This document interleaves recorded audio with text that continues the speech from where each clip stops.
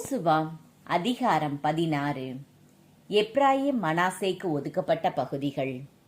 யோசேப்பின் மக்களுக்கு கிடைத்த நிலப்பகுதியின் எல்லைகள்.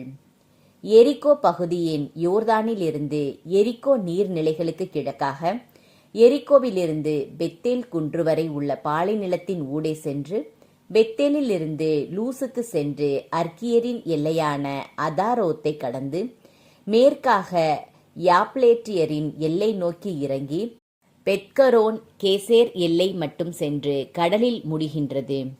யோசேப்பின் மக்களான மனாசேயும் எப்ராயிமும் இதை உரிமை சொத்தாக பெற்றனர். எப்ராயிமுக்குரிய பகுதி. எப்ராயிம் புதல்வருக்கு அவர்கள் குடும்பங்களின்படி உரிமை சொத்தாக கிடைத்த நிலப்பகுதியின் எல்லைகள். கிழக்கே எல்லை அற்றரோத்து அதார் முதல் மேல் பெத்கோரோன் வரை செல்கின்றது.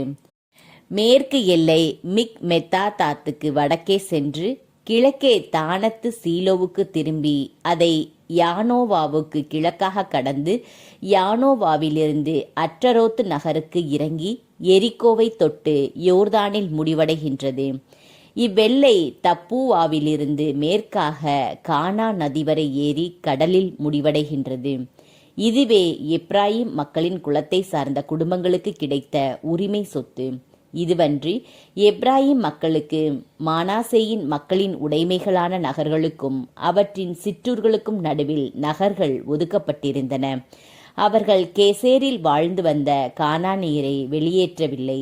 ஆகையால் இன்றும் கானானியர் எப்ராயிம் நடுவில் அடிமைகளாக வேலை செய்து வாழ்ந்து வருகின்றனர்.